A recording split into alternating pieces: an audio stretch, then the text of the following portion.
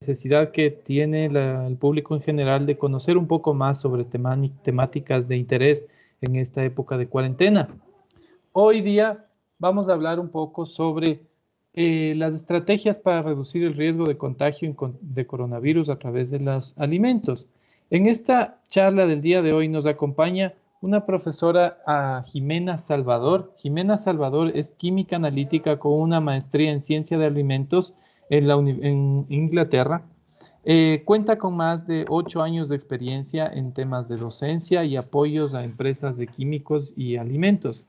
Nos va a hablar justamente de un tema de mucho interés para el momento actual, con la finalidad de reducir el riesgo que tenemos como ciudadanos al estar envueltos en la compra o en la manipulación de alimentos, el riesgo que podríamos tener de contagio. Damos la bienvenida sin antes recordarles algunas de las principales reglas de este webinar, que es que por favor mantengan en silencio sus micrófonos. Aparte de mantener en silencio, si tienen preguntas, por favor pónganlas en el chat y vamos a ir respondiendo al final de la presentación. Damos la bienvenida nuevamente a Jimena y te cedo la palabra. Muchas gracias. Muchísimas gracias, Pablito. Buenos días a todos. Te agradezco, Pablito, por esta introducción. Cierto es que es primera vez que nos ha tocado vivir una situación que genera tanta incertidumbre como es la pandemia generada por la COVID-19. Han surgido muchísimas dudas, sobre todo con respecto al tema de alimentos, y el día de hoy la idea es desmitificar algunos de los chismes que están rondando con respecto al contagio a través de alimentos y darles ciertas estrategias y tips para asegurar que los alimentos sean lo más inocuos posibles, es decir, que no haya riesgo de que contraigan no solo la COVID, sino cualquier otro tipo de enfermedad asociada al consumo de alimentos.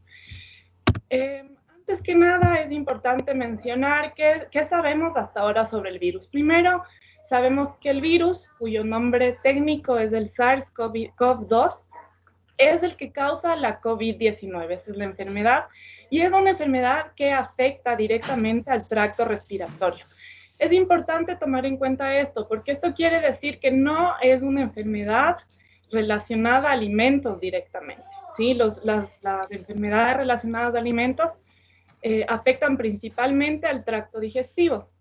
Entonces, importante tomar esto en cuenta para entender por qué el virus es o no un riesgo para nosotros a través de los alimentos. Otra cosa que es muy importante tomar en cuenta es que, a diferencia de las bacterias, los virus necesitan una célula viva para reproducirse. Entonces, eso quiere decir que cuando se encuentra en superficies no puede proliferar. ¿Sí? No puede proliferarse, no puede multiplicarse porque necesita un huésped, específicamente un huésped humano. ¿Sí? Recuerden que el coronavirus, el SARS-CoV-2, es un virus humano. Entonces, ¿esto qué quiere decir? Que el virus no puede contagiar a frutas, verduras, plantas, etcétera, etcétera. Otra cosa que hay que tomar en cuenta es la estructura del virus como tal. Recordemos que los virus tienen una capa protectora. Esta capa protectora está hecha de proteínas y de grasas. ¿Qué implica esto? Que el virus va a ser sensible a la temperatura, es decir, que no puede resistir a altas temperaturas y que además va a ser sensible a sustancias que disuelven grasas, por ejemplo, detergentes, el etanol, etc. Entonces, esto va a ser importante para entender cómo desinfectar superficies y alimentos. Una pregunta, pero... Las preguntas se hacen al final, por favor, ¿sí? El moderador acaba de explicar que las preguntas se hacen a través del chat, por favor, ¿sí? Y se dará un espacio para preguntas al final de la presentación. Muchas gracias. ¿Cómo se transmite el virus como tal? Se sabe que el método de transmisión más importante es de persona a persona. ¿Cómo? Una, a través de la inhalación de gotículas por estar a mucha proximidad. Entonces, si es que una persona tose o estornuda o habla con mucha fuerza, puede expulsar gotículas que estén contaminadas y por lo tanto ser inhaladas por la persona que esté a su proximidad. Otros métodos de contagio, bueno, la otra forma también es mediante contacto directo. Por ejemplo, si una persona que está contagiada estornuda y se cubre la cara con las manos pasan a estar contaminadas. Y si esa persona contaminada le da la mano a otra persona y esa persona se toca la cara, también puede generar un contagio. Otros métodos de contagio que son menos frecuentes, pero que sí pueden darse, es a través del contacto con superficies contaminadas. ¿Sí? Entonces, ¿qué quiere decir esto? Que si una superficie está contaminada y tocamos con las manos y estas son llevadas a nuestros ojos, nariz o boca, podemos infectarnos con la enfermedad. 2.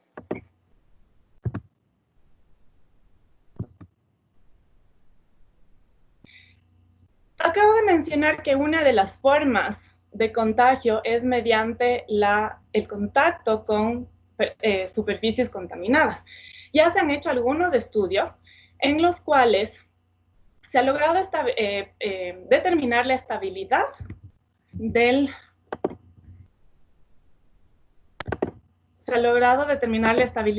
virus sobre distintas superficies.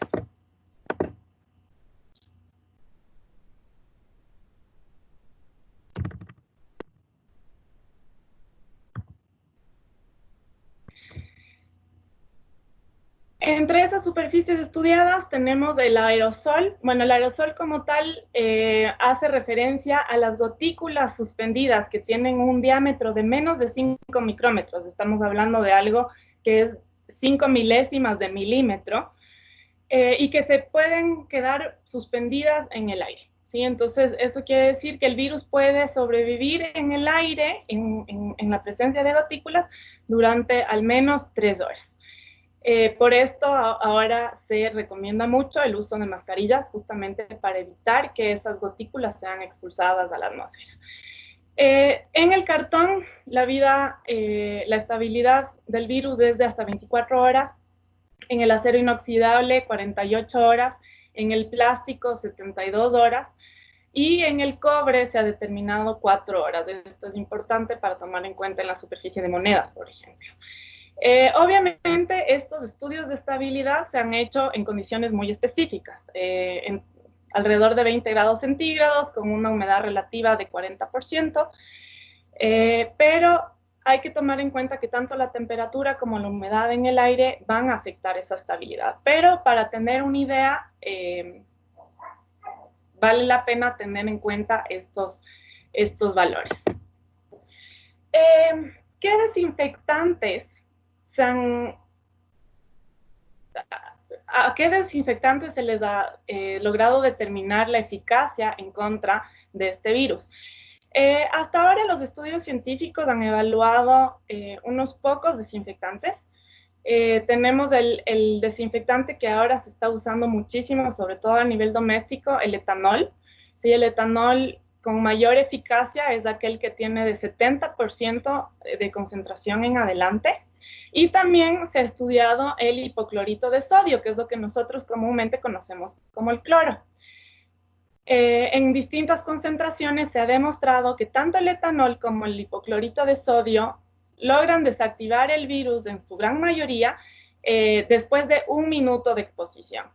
Los otros agentes biocidas o desinfectantes que se han estudiado, que son el benzalconio cloruro, el glutardialdehído y el peróxido de hidrógeno, son desinfectantes que no se emplean con frecuencia a nivel doméstico, entonces no voy a ahondar mayormente en eso.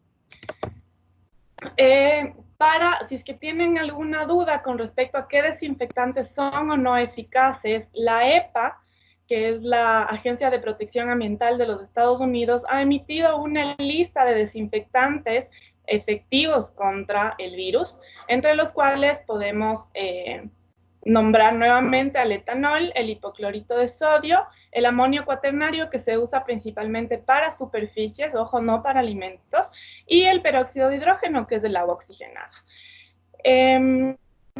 El ácido acético, que es el que se encuentra en el vinagre, no se ha logrado determinar si es que es realmente eficaz o no en la destrucción del virus.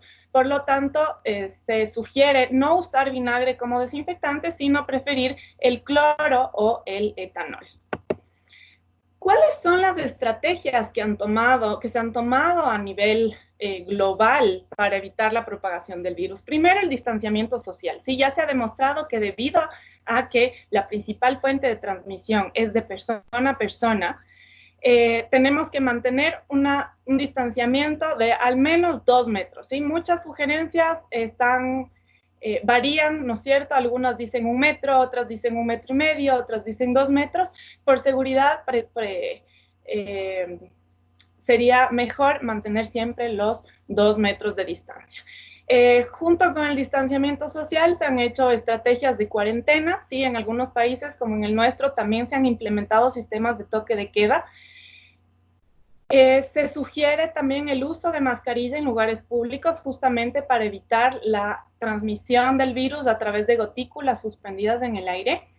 Y sobre todo, en lo que más énfasis se ha hecho es en el tema de higiene personal, es decir, en el lavado de las manos.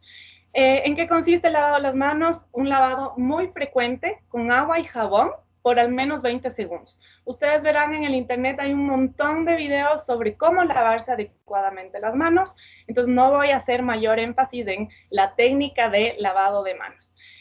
Sin embargo, vale la pena recalcar que mucha gente tiende a usar el gel desinfectante en sustitución del lavado de manos. Eso no se debe hacer. El gel desinfectante no es tan efectivo como el lavado de manos, porque el gel desinfectante requiere de una superficie limpia para ser más efectivo.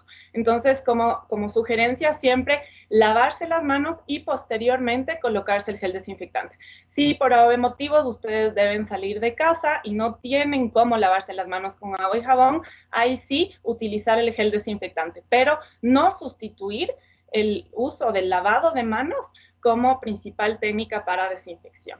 Y otra cosa que es muy importante es evitar el contacto con ojos, nariz y boca.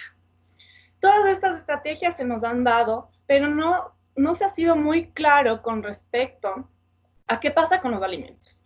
Si hay algo de lo que no podemos prescindir es comer, ¿no es cierto? Necesitamos alimentos y necesitamos adquirir esos alimentos. Hasta el momento es muy importante tomar en cuenta que hasta el momento no hay evidencia de reportes de contagio a través de alimentos. Esto lo dice la OMS, lo dice la FDA de los Estados Unidos, lo dice la EFSA, que es la Autoridad Europea de Seguridad Alimentaria. Y todas estas autoridades coinciden que no hay riesgo mayor, es decir, que el riesgo es muy bajo de contraer el virus a través del consumo de alimentos contaminados.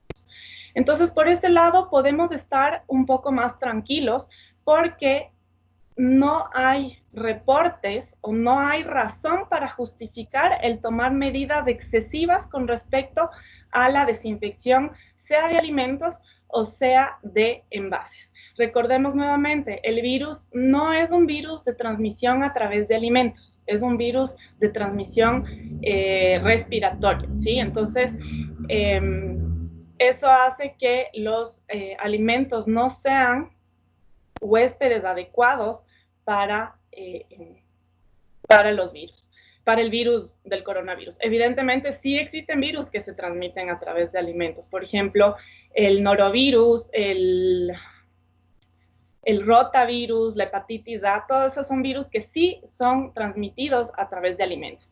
Pero el SARS-CoV-2, el responsable de la COVID-19, no se transmite a través de alimentos. Sin embargo, hay muchísimo temor alrededor de cómo se debe evitar la contaminación de los alimentos. Entonces, yo les voy a dar algunas precauciones que se pueden tomar para justamente reducir el riesgo de la contaminación de la superficie de nuestros alimentos. Para esto es importante entender cuál es la cadena de producción de nuestros alimentos, de dónde provienen nuestros alimentos.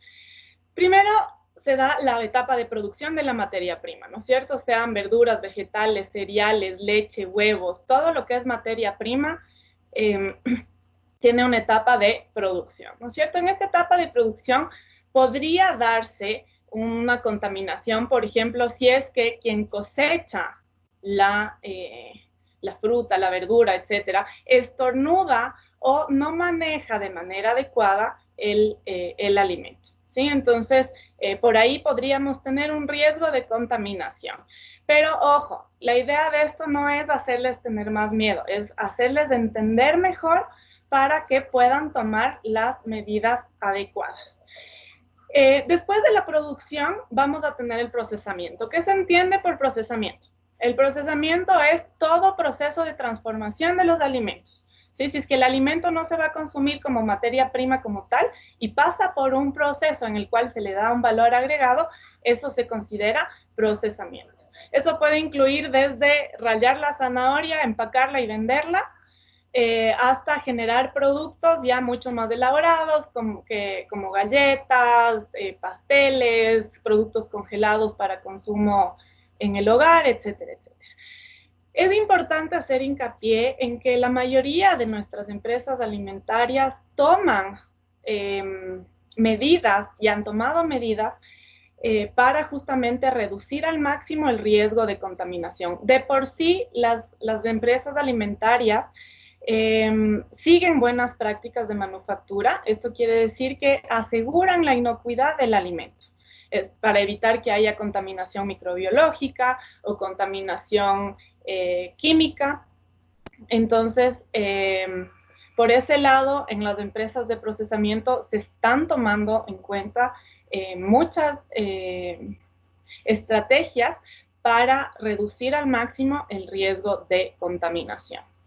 Una vez procesado el alimento, este se distribuye, ¿no es cierto? Entonces, ¿cómo sale el alimento? Va a salir envasado, va a salir empacado, muy probablemente en cajas de cartón, y estas cajas de cartón van a ser distribuidas mediante un sistema logístico de transporte hacia los centros de distribución. Y a partir del centro de distribución, estos van a poder ser dirigidos hacia supermercados, mercados, tiendas, para que el consumidor vaya, compre los alimentos personalmente y los prepare en casa.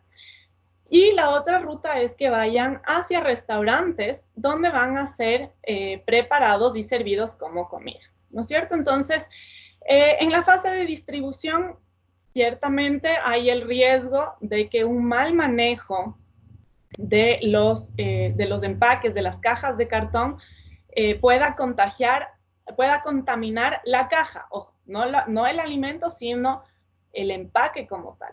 Entonces, siempre hay el riesgo de que sobre la caja de cartón haya trazas del coronavirus si es que alguna persona con la enfermedad manipula estas cajas. Estoy teniendo algunos problemas técnicos. Pablito, se me está saliendo constantemente la presentación y no sé a qué se debe eso. Por favor, denme 2 minutitos hasta cargar nuevamente la presentación.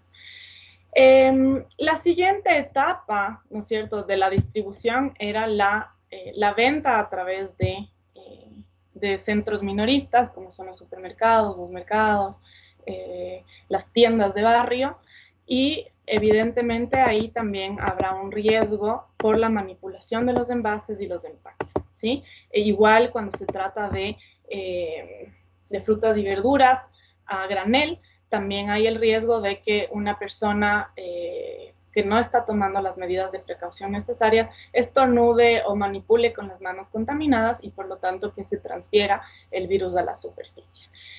Ojo, vuelvo a recalcar, ¿sí?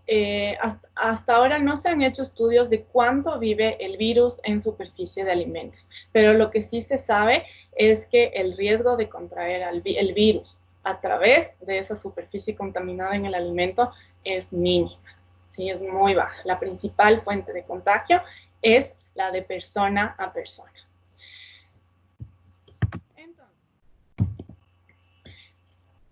¿Cuáles son las precauciones que podemos tomar al momento de comprar? Tenemos que entender que el mayor riesgo relacionado a alimentos en realidad no es del alimento en sí, sino es el tener que salir a comprarlos. ¿Por qué? Porque eso implica tener contacto con otras personas y con superficies de alto contacto, ¿sí? Entonces, el mayor riesgo no está en el alimento, sino en tener que salir a comprarlo. Si es que es posible, lo preferible es hacer compras online y pedir a domicilio. Y obviamente una vez que lleguen las compras, tomar precauciones para evitar el contacto con el repartidor. Evidentemente, en nuestro país no todo el mundo tiene la posibilidad de generar compras online o de pedir a domicilio. Por lo tanto, va a ser indispensable el salir a hacer compras. Cuando nosotros necesitamos salir a hacer compras, tenemos que asegurarnos de que sea una salida organizada y planificada. ¿Qué quiere decir esto? Que tenemos que ir con una lista elaborada para suplir 15 días, al menos 15 días. No una semana, porque eso implicaría salir cada semana. Lo ideal es salir lo menos posible. Y con 15 días uno puede asegurar que los víveres frescos, sobre todo, sí puedan durar esos 15 días. De igual manera, hay que procurar que el tiempo en el que uno esté fuera de casa sea el menor posible. Y eso es justamente la idea de generar una lista planificada, es justamente evitar estar buscando las cosas o pensando en el mercado o en el supermercado qué es lo que voy a comprar. Otras medidas de precaución, las que ya nos han venido diciendo: practicar el distanciamiento social, protegerse con mascarilla y guantes, evitar tocarse la cara, y esto es súper importante. Evitar tocarse la cara es una de las medidas más efectivas, aparte del lavado de manos, para evitar el contagio. Otra cosa es que hay que evitar tocar innecesariamente los productos. Porque si es que ustedes están contagiados y no lo saben, pueden contaminar la superficie del producto innecesariamente, o dos, no saben quién ha tocado previamente esos empaques. Entonces, podrían estar contaminando sus guantes o sus manos con virus sobre la superficie. Entonces, evitar tocar innecesariamente los productos. Y por último, manejar el dinero con cuidado. Si es que es posible, procuren siempre utilizar métodos electrónicos o tarjetas.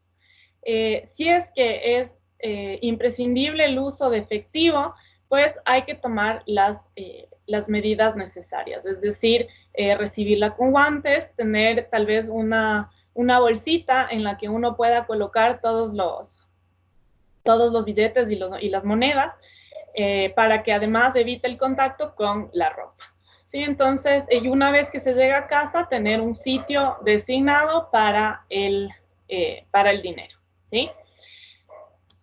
Esto con respecto al momento de comprar. ¿Qué precauciones puedo tomar yo al llegar a la casa? Primerito, lo primero que debo hacer al llegar a la casa es lavarme las manos. ¿Sí? Eso es lo primero que tengo que hacer. Si es que estoy con guantes, lo ideal es lavarles los guantes, a los guantes con agua y jabón, y si es posible también desinfectarles con alcohol, sacarse los guantes, guardarlos en un sitio reservado previamente desinfectado y nuevamente lavarse las manos con agua y jabón y ponerse desinfectante.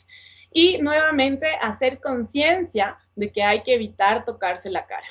Una vez que hemos lavado las manos, podemos meter todas las compras a la casa y para esto es importante recordar que tanto la OMS como la FDA, como la EFSA y un montón de otras autoridades relacionadas a seguridad alimentaria dicen que no es necesario desinfectar los alimentos y los empaques. Justamente, ¿por qué? Porque no se transmite. La mayor fuente de transmisión es a través del contacto persona a persona. ¿sí? No hay mucha probabilidad de contraerlo a través de superficies contaminadas o a través de alimentos cuya superficie está contaminada. Sin embargo, se puede desinfectar por un tema de tranquilidad y de salud mental. Tenemos muy en claro que todos estamos muy asustados con este virus, porque es un virus nuevo, es un virus que nos ha forzado a confinarnos, y como no tenemos tanta información, tratamos de ser lo más precavidos posible, ¿sí? Entonces, les voy a dar unos tips de cómo generar una desinfección eficaz de las cosas, ¿sí? Pero recordándoles que no es estrictamente necesario. Esto es para que puedan sentirse más seguros y para que puedan tener menos miedo y menos temor, y por lo tanto menos estrés por un posible contagio generado a través de los empaques o de los alimentos. Entonces, ¿qué es lo primero que se aconseja? Primero, colocar las bolsas de las compras en una superficie previamente desinfectada. Para desinfectar las superficies, basta con usar cualquier desinfectante doméstico, ¿sí? O etanol al 70% como mínimo, cloro o incluso solo agua con jabón. Recuerden que el virus es desactivado por el agua con jabón. Entonces, cualquiera de estos desinfectantes va a ser efectivo para desinfectar la superficie. Y ahí se va a sacar los productos. Luego, ¿qué hacemos con las bolsas? Hay mucha gente que prefiere desecharlas. Y yo por un tema de conciencia ambiental les voy a decir, no las deseche. Recuerden que hay que reducir, reusar y reciclar. Entonces, que podemos reutilizar esas bolsas de plástico, hagámoslo. Nuevamente, no es necesario desinfectar las bolsas. Se puede asignar un lugar o un cajón o una caja de cartón para el almacenamiento de las bolsas y no utilizarlas por 3 a 5 días. Recordemos que en el plástico el virus puede vivir hasta 3 días. Entonces, si es que no lo utilizamos por 3 a 5 días, nos aseguramos que el virus se haya muerto por completo, ¿sí? Pero si es que prefieren desinfectar las bolsas, se puede sumergir en una solución de cloro, ¿sí? En la cual simplemente disuelven una tapa de cloro o 4 cucharadas de cloro en 1 litro de agua, y con eso pueden sumergirle por 5 minutos. Ya habíamos visto que la eficiencia del cloro es en 1 minuto ya reduce muchísimo la carga viral, pero para asegurarnos no perdemos nada dejándole 5 minutos. O la otra estrategia también es meter en la lavadora con detergente y preferiblemente usar agua caliente, mínimo a 60 grados centígrados. Eso con respecto a las bolsas, ¿sí? Por favor, no las desechemos, no aportemos a la contaminación por plásticos. Si tratemos de reutilizar las bolsas. Por otro lado, todos los empaques que sean de plástico, de metal, de vidrio o hasta de Tetra Pak pueden ser lavados tranquilamente con agua y con jabón. Recordemos nuevamente, el agua y jabón es eficiente para eliminar al virus. Entonces, podemos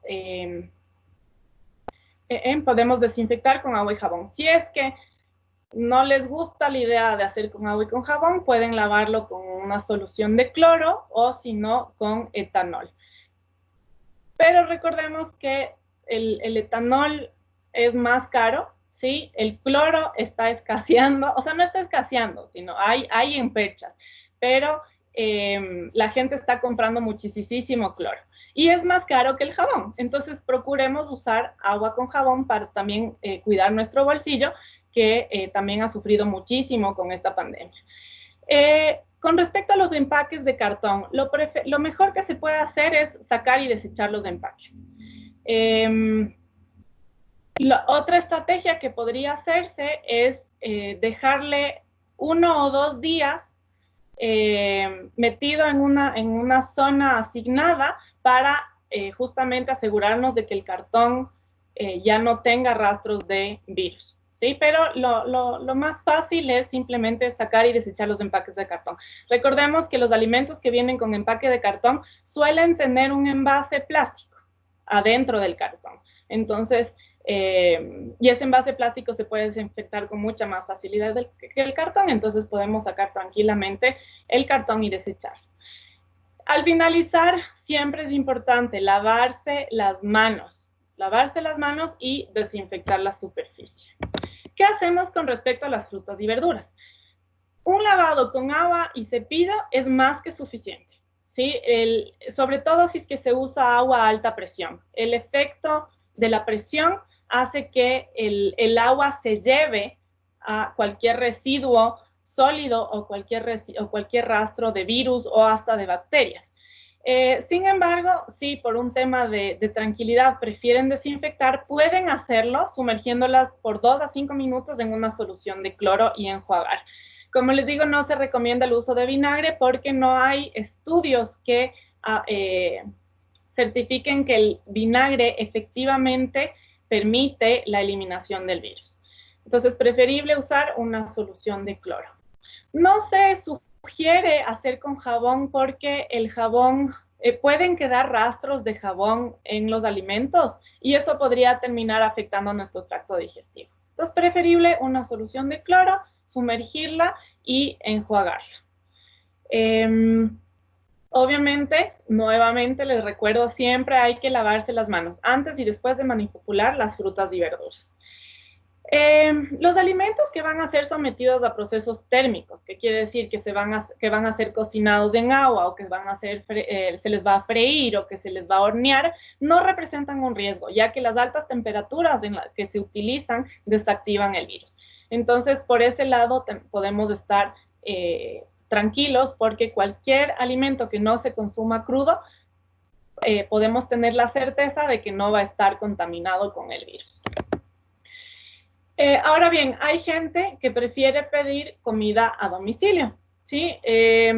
Recordemos nuevamente que el riesgo de contraer el virus a través de alimentos es muy bajo, pero cuando son alimentos preparados fuera de casa tenemos menor control sobre ellos. ¿Qué quiere decir? Que nosotros no tenemos forma de saber cómo fueron preparados.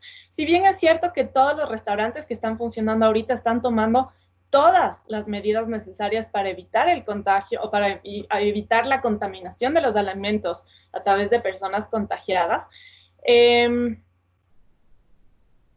Entonces, eso quiere decir que el riesgo es bastante bajo, ¿sí? Entonces, no es necesario desinfectar los envases, pero se pueden tomar precauciones, ¿sí? Primero, cuando se piden las cosas a domicilio, tenemos que reducir al máximo la interacción con el repartidor. Si es que es posible decirle, por favor, déjeme las bolsas en la entrada de la casa y luego yo voy a retirar, ¿sí? Justamente para evitar que haya interacción. Luego, se debe sacar el alimento del envase. Desechar el envase y lavarse las manos. ¿Qué vamos a hacer con el alimento que sacamos? Lo vamos a colocar en un plato, en una olla, en un recipiente, que nosotros sepamos que está limpio y correctamente desinfectado. Y si es que es posible, lo preferible es calentar el alimento, ¿sí? Entonces, por ejemplo, si es que yo pido, no sé, una pasta, una comida china, alguna cosa, puedo meterla al microondas por unos 2 minutitos para calentar la superficie del alimento y así obviamente asegurar que cualquier rastro de virus se quede sobre la superficie. De igual manera podemos meter en el horno, por ejemplo, si se pide una pizza, podemos meterla 5 minutitos en el horno a 180 grados y eso nos va a asegurar que cualquier rastro de virus pueda eliminarse. Entonces, eso con respecto a las estrategias de cómo reducir un posible contagio de coronavirus a través de alimentos. Como les digo, el riesgo es mínimo. Sin embargo, nunca está de más tomar algunas precauciones para cerciorarnos de que la superficie de nuestros alimentos o de nuestros envases no estén contaminados. Lo que sí hay el riesgo, y eso siempre va a estar ahí, es el riesgo de contraer enfermedades transmitidas por alimentos. Es decir, hay el riesgo de que haya bacterias o virus que nos puedan dar enfermedades gastrointestinales, que son las que causan dolor estomacal, diarrea, vómitos, deshidratación, etcétera, etcétera. Entonces, quiero aprovechar este podcast para darles unos tips de cómo manejar los alimentos de manera adecuada para asegurar su inocuidad, es decir, para asegurar que no me vayan a dar enfermedades gastrointestinales, ¿sí? Recordemos que los patógenos, que pueden ser tanto bacterias como virus, ¿qué se entiende por un patógeno? Es cualquier microorganismo que me puede causar enfermedad. Entonces, los patógenos, que pueden ser virus o bacterias, pueden llegar a través de la cocina, a la cocina a través de varios métodos. Primero, a través de alimentos crudos, ¿sí? La carne, que puede tener, por ejemplo, residuos de Escherichia coli, que son bacterias fecales. Tenemos el pollo con la salmonela, el pescado, los huevos, las frutas, las verduras y las hierbas. Todos los alimentos crudos tienen el potencial de tener una carga bacteriana o una carga viral que pueda contagiarnos, que pueda darnos una enfermedad gastrointestinal. El otro método es a través de personas. Una persona que no tiene la higiene adecuada, es decir, que no se lava las manos después de ir al baño, por ejemplo, puede tocar los alimentos y transmitir estas bacterias infecciosas o estos virus infecciosos al alimento, ¿sí? Y esto se da especialmente con las personas que están con enfermedades infecciosas gastrointestinales. Y finalmente, la otra ruta es a través de animales. Entonces, a través de mascotas, por ejemplo, uno le acaricia a la mascota y resulta que la mascota se estuvo revolcando en el césped donde hay residuos de heces y esas bacterias se transfieren a nuestras manos y de nuestras manos podemos transferirlas a los alimentos. También puede darse por roedores y por insectos. Entonces, justamente la idea es que tenemos que tener mucho cuidado con estos tres factores para justamente reducir el riesgo de contraer cualquier enfermedad gastrointestinal. Para evitar contraer estas enfermedades se deben tomar tres precauciones principales. Uno, evitar la contaminación de alimentos con patógenos. Entonces, ¿qué es lo que vamos a hacer? Es tomar todas las precauciones para que los alimentos que yo estoy manipulando no se contaminen a través de superficies contaminadas o a través de manos contaminadas. La otra es reducir la propagación de patógenos en los alimentos. ¿Qué quiere decir? Que voy a tomar medidas para evitar que las bacterias que se encuentren o los virus que se encuentren en los alimentos puedan reproducirse. Y la última es prevenir que los patógenos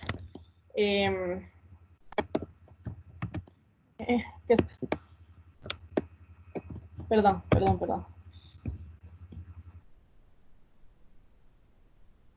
Y entonces la última es simplemente prevenir que los patógenos logren sobrevivir en la superficie de los alimentos. Entonces, esas son las tres estrategias y les voy a dar una serie de tips que podemos tomar justamente para manejar adecuadamente los alimentos en casa.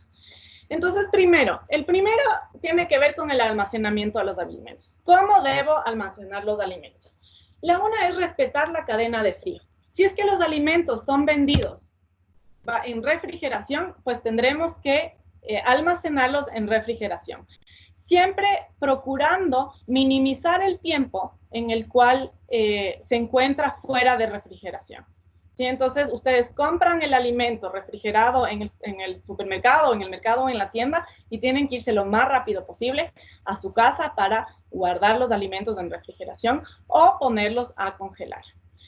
Es preferible almacenar todos los perecibles en la refrigeradora a menos de 5 grados centígrados. La mayoría de refrigeradoras funcionan bajo temperaturas de 5 grados centígrados.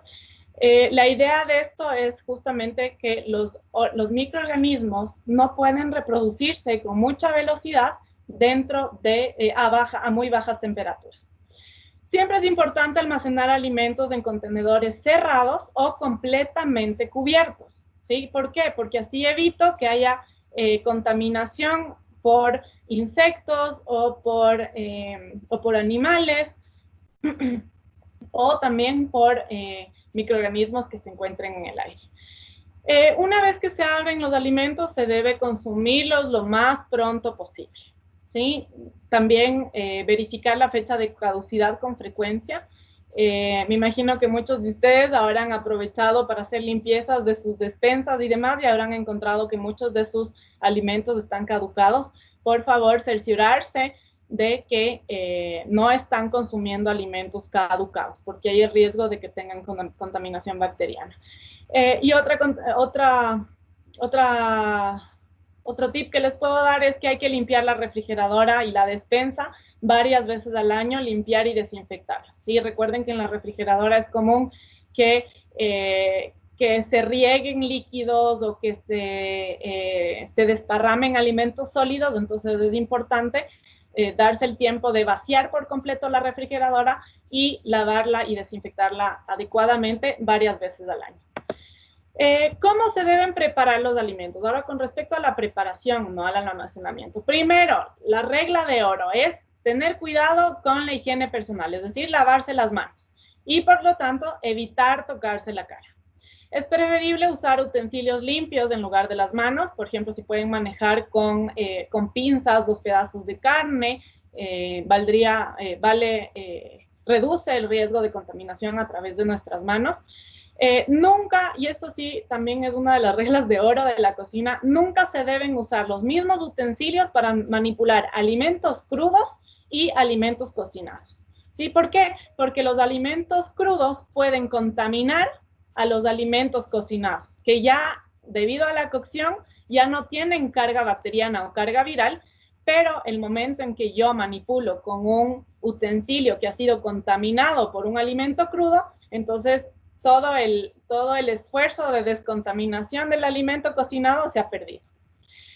Se debe usar una tabla de picar para carnes y pescados y otra para frutas y verduras, justamente para evitar la contaminación cruzada. Recordemos que, por ejemplo, el pollo puede tener salmonela. Entonces, si es que yo corto, bueno, en el pollo no hay mayor riesgo si es que yo lo cocino bien, ¿no es cierto? Pero si es que yo corté un pollo sobre la tabla y luego corto la lechuga, los jugos contaminados del pollo pueden contaminar la superficie de la lechuga. Y la lechuga, como no tiene un proceso de cocción, no voy a tener forma de eliminar la bacteria o el virus de la superficie de la lechuga. Siempre es importante lavarse las manos inmediatamente después de manipular alimentos crudos. ¿Por qué? Porque si yo me llevo la mano con la que manipulé pollo crudo o carne cruda y me llevo la mano a la cara, tengo el riesgo de enfermarme yo. Lavar las tablas de picar con agua muy caliente, ¿sí? Preferiblemente superior a 60 grados centígrados, y si no, lavarlas y desinfectarlas con alcohol o algún desinfectante propio para superficies. De ahí también, súper importante, lavar las frutas y verduras. La idea es siempre eliminar la mayor cantidad de residuos sólidos, por ejemplo, la tierra, en la cual se puede adherir fácilmente las bacterias o los virus. Por otro lado, con respecto a las carnes, es importante descongelarlas en la refrigeradora durante la noche. Esto se debe a una razón, tiene una razón muy específica, y es que las bacterias tienen un rango crítico en el cual se pueden multiplicar con mucha facilidad. Y ese rango va desde 7 grados centígrados hasta 65. ¿Qué quiere decir? Que en la temperatura ambiente normal, las bacterias van a poder proliferarse con muchísima facilidad. En cambio, si es que yo le mantengo en la refrigeradora durante toda la noche, estoy manteniendo una temperatura segura. Si es que me olvidé de meterla en la refrigeradora la carne, puedo descongelarla con más rapidez, ¿sí? No la descongelemos a temperatura ambiente. ¿Por qué? Porque hay más riesgo de proliferación de bacterias. Y si es que las bacterias crecen demasiado o se multiplican demasiado, va a ser más difícil eliminarlas. Entonces, tenemos que buscar métodos para acelerar ese descongelamiento, que puede ser descongelarlo en agua caliente o descongelarlo en el microondas, que me va a permitir mantener el contacto a temperatura ambiente durante mucho menor tiempo. Otra cosa que se sugiere es siempre cocinar muy bien el pollo, la carne, el pescado y los huevos. Cierto es que hay gente a la que le gusta, por ejemplo, la carne término medio o cosas. Eso siempre aumenta el riesgo de contraer una enfermedad una enfermedad gastrointestinal, pero si es que se toman las medidas de precaución necesarias, podemos consumir la carne no tan cocida. Pero lo ideal, porque no sabemos cómo han manipulado la carne en el matadero o en la tienda o en el carnicero, pues lo ideal siempre es cocinar todo súper bien. Y al recalentar la comida, nosotros muchas veces sobramos comida, la dejamos en la refrigeradora y volvemos a recalentarla. Hay que asegurarse de que el centro de la comida esté a 70 grados centígrados por al menos 2 minutos. Esto es un poquito más difícil porque de ley requiere de un termómetro, pero por seguridad traten de calentar la comida, obviamente sin que se queme, lo más largo posible, ¿sí? ¿Cómo limpiar la cocina? Son tips que parecen obvios, pero justos y necesarios. Lavar los platos con agua muy caliente y cantidades adecuadas de detergente lavaplatos. Procurando siempre no desperdiciar el agua, ¿sí? Recordemos que debemos ser conscientes con el medio ambiente y procurar reducir al máximo el consumo de agua. Remover todos los residuos de comida de las superficies, desinfectarlas y dejarla completamente seca. Recordemos que los microorganismos y las bacterias, sobre todo, necesitan agua para poder proliferar. Si es que la superficie está seca, pues no hay riesgo de que haya contaminación de bacterias y proliferación. Limpiar con frecuencia los limpiones, esponjas, cepillos, toallas, todo. Usar limpiones distintos para las distintas funciones. Entonces, un limpión para platos, un limpión para superficies y un limpión para pisos.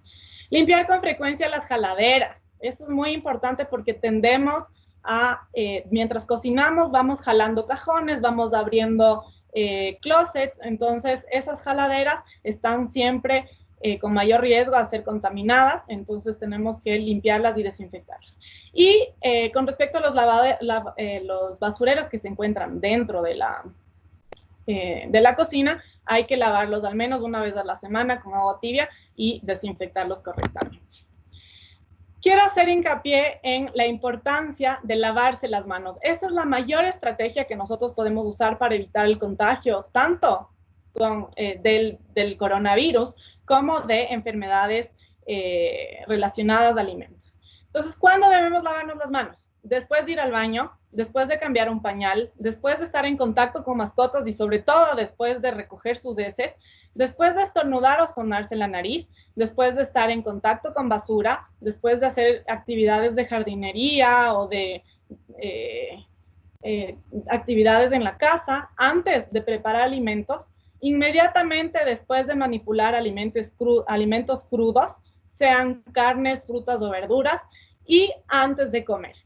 Obviamente ahora con las recomendaciones hay gente que dice hay que lavarse cada 20 minutos las manos, háganlo, ¿sí? Mientras más nos lavemos las manos, menos riesgo tendremos.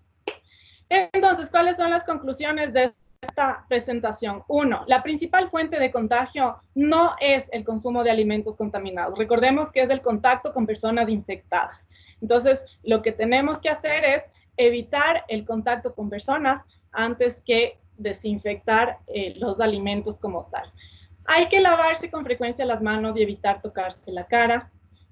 Se pueden tomar medidas de precaución para reducir el riesgo de contagio a través de alimentos, como ya les di algunos tips, algunas estrategias para desinfectar, aunque no es indispensable, pero se puede hacer por un tema de seguridad y de tranquilidad.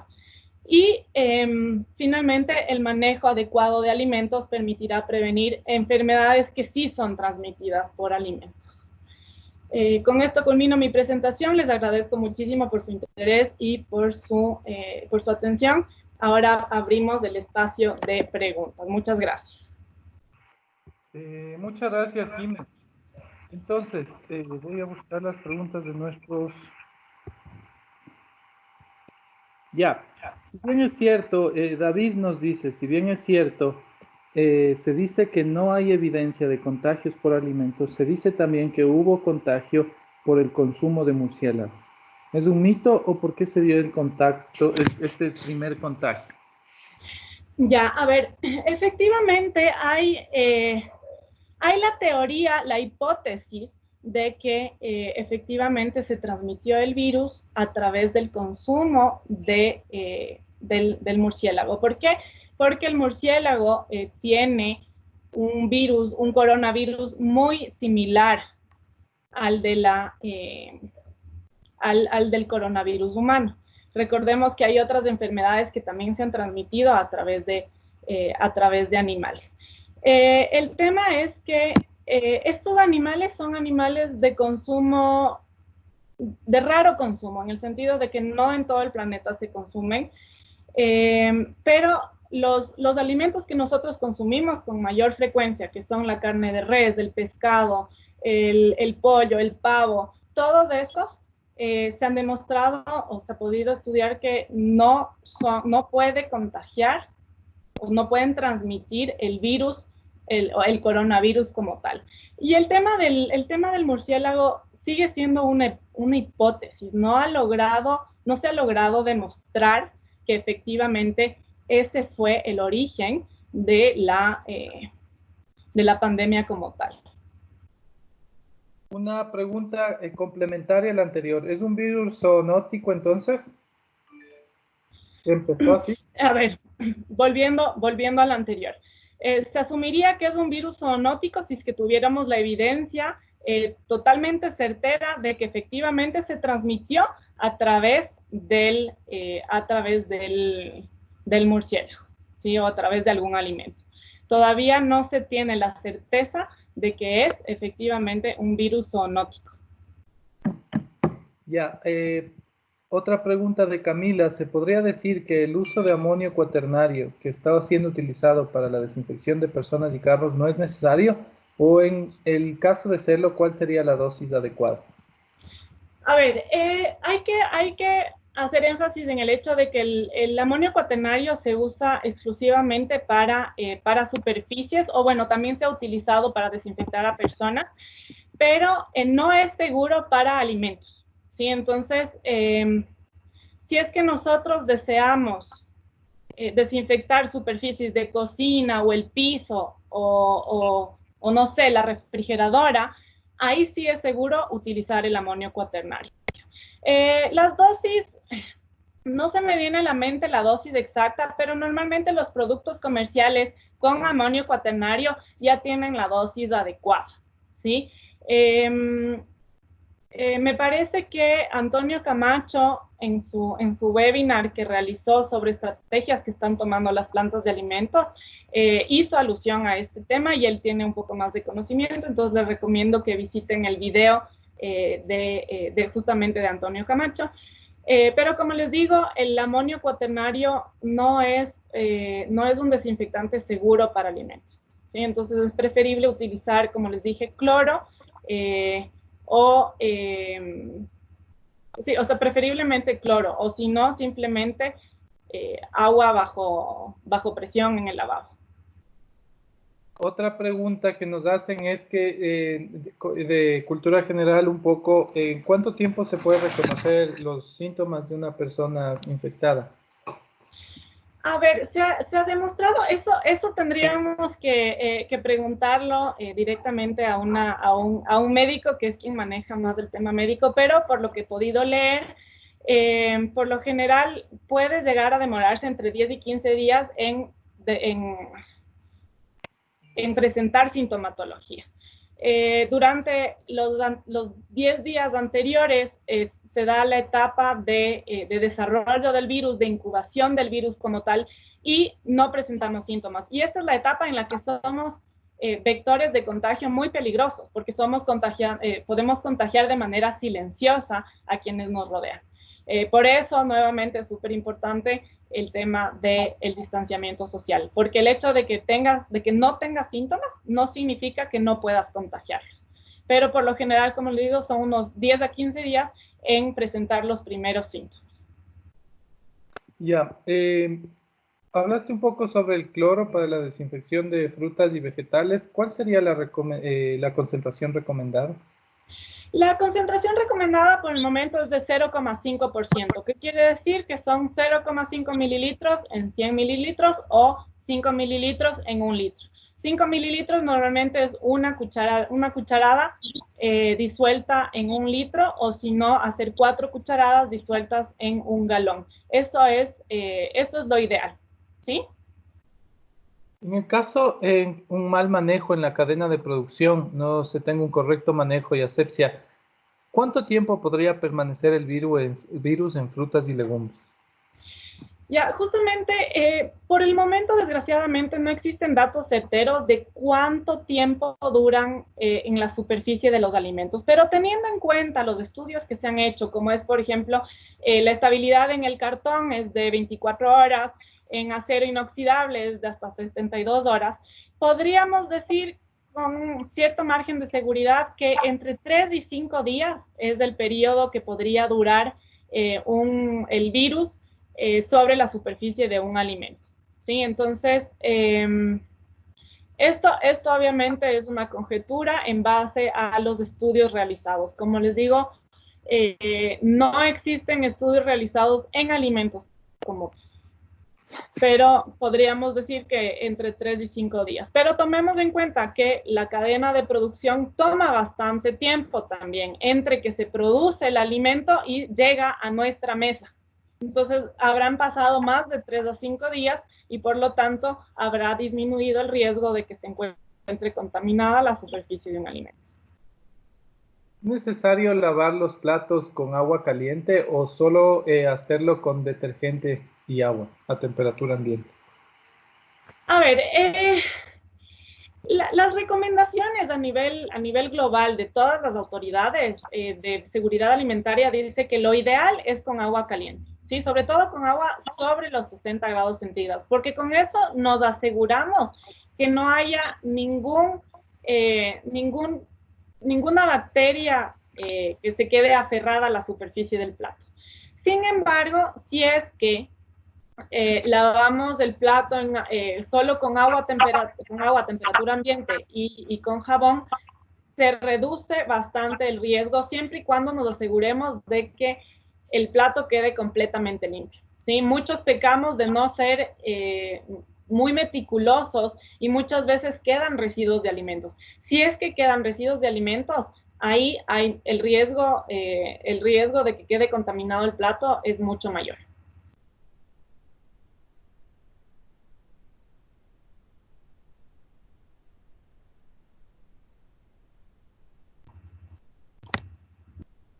Silenciado. Estaba silenciado. ¿Existe algún alimento que debo tener más cuidado? Perdón, ¿puedes repetir la pregunta? Si existe algún alimento en el que tengo que tener más cuidado. A ver, con respecto al coronavirus como tal, yo les recomendaría que tengan más cuidado con los alimentos crudos, ¿sí? Y esto no solo se aplica al coronavirus, sino también a cualquier bacteria o a cualquier virus que pueda causar enfermedades. Siempre tenemos que tener más cuidado con los alimentos crudos o que se van a consumir crudos, ¿sí? Si es que vamos a consumirlos cocinados o preparados de alguna manera, ahí se reduce el riesgo significativamente. Pero las frutas y verduras que normalmente se comen crudas, esas son las que tenemos que tener un poquito más de cuidado y lavarlas de mejor manera o desinfectarlas si es que eso les da más seguridad. En las plantas de alimentos, ¿qué estrategia se puede utilizar para reducir la probabilidad del contagio? A ver, esta pregunta fue muy bien contestada por Antonio Camacho en el podcast que realizó el día martes. Les invito a que revisen el video de ese conversatorio. Pero para responder muy brevemente a tu pregunta, se han tomado muchísimas estrategias que tiene que ver más que nada con la limpieza del personal. Entonces, desinfección completa del personal, lavado constante de manos, uso de desinfectantes para desinfectar con frecuencia las superficies. Recordemos que muchos de los procesos son automatizados y no requieren la presencia de personas, entonces ahí se reduce bastante el riesgo de contaminación. También se está haciendo un control muy estricto de la sintomatología que presenten los trabajadores. Si es que por algún motivos encuentran a un trabajador que ha estado con coronavirus, pues se hace un cerco epidemiológico, se hace la investigación del caso para ver quiénes podrían estar o no contaminadas. Pero sí se han tomado algunas estrategias en las plantas de alimentos. Pero como te digo, lo mejor es que revises la presentación de nuestro colega Antonio Camacho. ¿Se ha hecho estudios de cuánto puede vivir el coronavirus en espacios fríos, refrigerados, y qué riesgo implica esto? A ver, si bien no se han hecho estudios directamente sobre la influencia de la temperatura en el coronavirus, en base al comportamiento de otros coronavirus similares, como son los que causaron el SARS y el MERS, se ha detectado que sí, las temperaturas bajas pueden reducir la estabilidad y la viabilidad del virus. Pero no hay estudios en el SARS-CoV-2, que es el que produce ahorita la COVID-19. Ya, en los alimentos que vienen en saquillos, como el arroz o cereales, la desinfección correcta, ¿cuál sería? A ver, en el caso de que vengan en saquillos, yo personalmente recomendaría lo siguiente. Uno es transferir el arroz a un recipiente que sepamos que está desinfectado, ¿sí? Entonces tener, por ejemplo, una cajita plástica en la cual podamos transferir el arroz a esta caja sabiendo que está desinfectada. Recordemos que el arroz y muchos cereales pasan por un proceso de cocción posterior. Entonces, el arroz no lo comemos crudo, los cereales no los comemos crudos. Entonces, el hecho de que tengan una cocción posterior reduce casi el 100% el riesgo de contraer no solo el coronavirus, sino cualquier otra bacteria patógena. Ya, la siguiente pregunta es, en el caso de identificar una persona positiva en una planta, ¿cuál sería el procedimiento? A ver, eso nuevamente les recomiendo, la persona experta en el manejo de plantas es Antonio Camacho. Me parece que está aquí presente, no sé si es que sería posible, Pablito, darle la palabra a él para que él responda a la pregunta, porque él es el experto en el tema. Antonio, ¿algún comentario? ¿Estás por ahí? ¿Cómo están? Buenos días con todos. Gracias, Jimé, por por las referencias. A ver, el procedimiento se estableció en esa presentación del día lunes. ¿Qué tienes que hacer? En primer lugar, si identifica a una persona que tiene síntomas de coronavirus o cualquier cosa, sea fiebre, tos, tos seca, ¿no? Que presente cualquiera de estos síntomas, tiene que ser, obviamente, si es que tienes un médico, tiene que ser referenciado directamente al médico.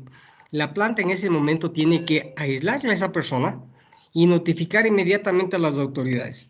En este caso, tienen que notificar a las autoridades, porque si no se notifica directamente a la autoridad, al Ministerio de Salud, a través de la línea esta que abrieron del 171, si no notifican, después hay sanciones muy fuertes para la empresa. Entonces, ese debe ser el procedimiento: aislarle primero a esa persona, inmediatamente el médico evaluar si es que ese es el caso, si es que realmente hay riesgo de que fuera coronavirus, y si es que es eso, notificar inmediatamente al Ministerio de Salud a través de esa línea, y ellos intervendrían directamente con esa persona. Pero tienen que reportar, porque si no lo hacen y luego se genera un problema, como ya ha pasado actualmente.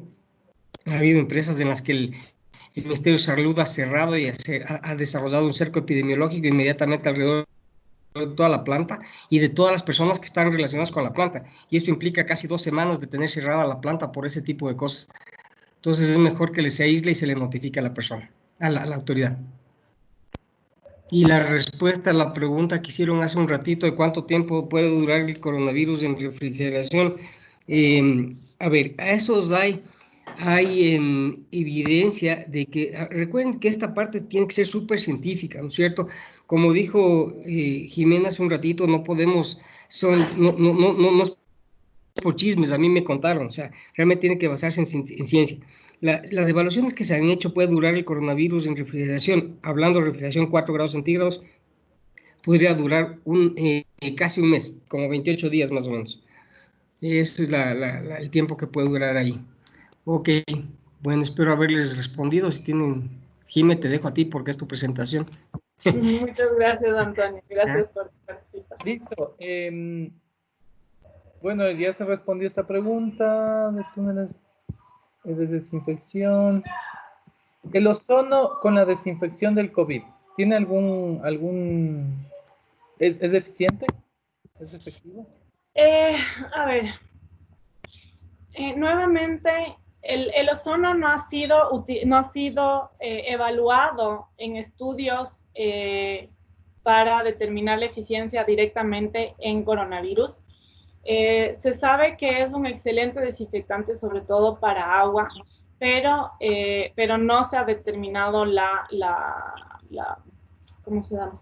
La eficiencia sobre el coronavirus. Nuevamente sugiero utilizar desinfectantes cuya eficiencia ha sido demostrada, como es el etanol y como es el cloro. Sobre todo el cloro para desinfección de alimentos, chicos. Es lo más seguro, porque el cloro se elimina con facilidad y por lo tanto no hay riesgo de que nos intoxiquemos por un exceso de cloro en los alimentos. Pero con respecto al ozono, no ha habido estudios directamente sobre el SARS-CoV. Ya. Si yo quiero adquirir un producto cárnico, ¿cuál sería la manera de desinfectar dicho producto? A ver, antes que nada, recordemos que el producto cárnico va a ser cocinado posteriormente, ¿sí? Entonces, no hay que tomar tantas precauciones de desinfección debido a que justamente el proceso de cocción va a reducir al máximo el riesgo de contagio. ¿Sí? Sin embargo, sí se pueden tomar en cuenta ciertas precauciones, ¿no es cierto? Todo depende de cómo vayas a comprar ese producto cárnico. Si es que el producto cárnico ya viene envasado en algún tipo de recipiente plástico, puedes lavarlo con agua y jabón sin problema, luego retirar el envase plástico y colocarlas en fundas para congeladora, por ejemplo, o para refrigeración, y meterlas en la congeladora o en la refrigeradora. Pero nuevamente, como digo, no es necesario tomar tantas precauciones con respecto a la desinfección del empaque o de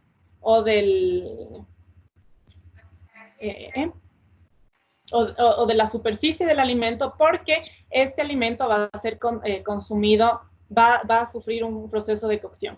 Ahora bien, los productos que no son, los productos cárnicos que no sufren un proceso de cocción posterior, como son los embutidos y el jamón, la mortadela y ese tipo de cosas, ahí la mayoría de esos vienen empacados al vacío. Entonces lo ideal es siempre comprar aquellos productos que vienen empacados al vacío, porque esos tienen una mejor,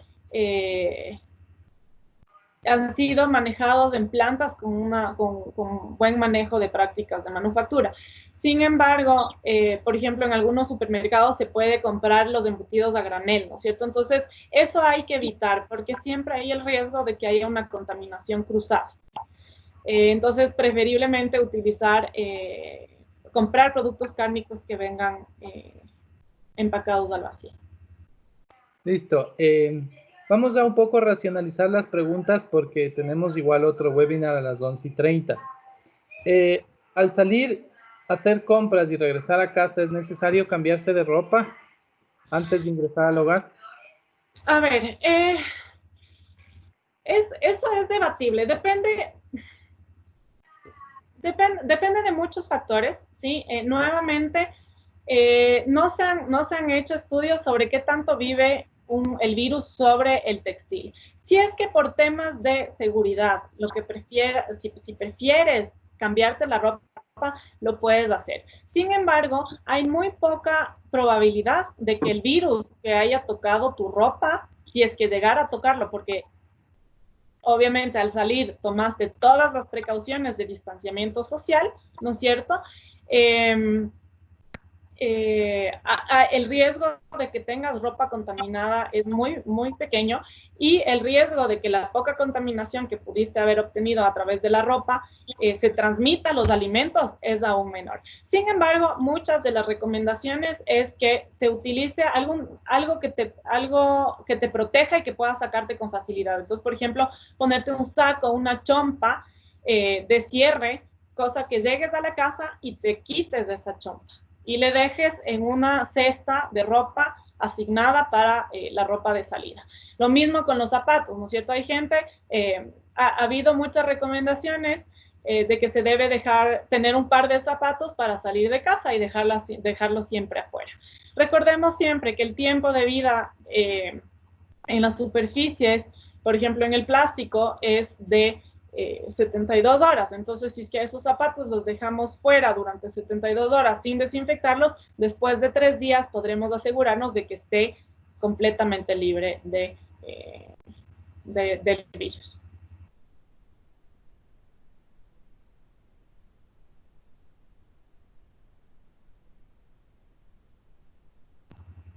Pablito, creo que está silenciado. Jimé, en el dinero, ¿el tiempo de permanencia es igual de 24 horas? A ver, tenemos que tomar en cuenta que tenemos papel, ¿no es cierto?, que es el de los billetes. El papel es muy similar al cartón, entonces durará aproximadamente 24 horas. Y en las monedas, la mayoría de monedas son de aleaciones de bronce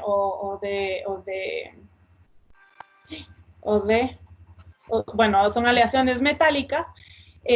Podrán vivir entre 4 horas y 72 horas. Entonces, lo que yo recomiendo con respecto al dinero es tener un sitio asignado para el dinero y dejarlo sin tocar durante al menos 3 días. Si es que quieren tomar alguna precaución extra, siempre pueden rociarle alcohol al 70% y con eso se aseguran de que el virus se elimine de una manera más eficiente y rápida. En el caso de frutillas y moras, ¿cuál sería el lavado? En el caso de frutillas y moras, obviamente son frutas mucho más sensibles, ¿no es cierto? Entonces, lo ideal sería sumergirles. En vez de lavarles a través de, bajo el chorro fuerte del lavabo, lo ideal es sumergirles en agua, ¿sí? Y preferiblemente en agua con cloro. Y una vez que se haya sumergido, pasarles bajo el chorro, pero muy suavito del lavabo, justamente para evitar daños en las vallas que son bastante frágiles.